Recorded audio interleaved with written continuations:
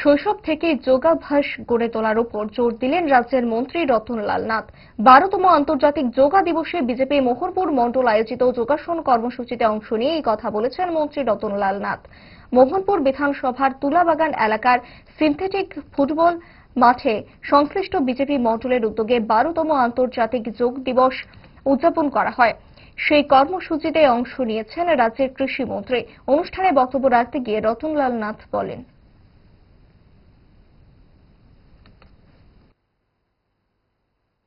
ছেলেমেয়েদের ড্রাগস দাঁড়িয়ে শুধু যোগা করান, দেখবেন শরীর কি ফিট থাকবে। একটা আছে, ওইটা আছে, এটা কি বলে, জিম। জিমে ঠিক আছে, ভালো, এটা শরীর ফিট থাকে, কিন্তু ফুল বডি একবার নখ থেকে মাথা পর্যন্ত সমস্ত কিছু যোগা।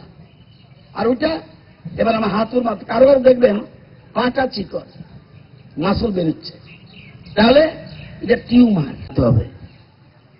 2014 কিভাবে শুরু হলো, কেমন শুরু হলো?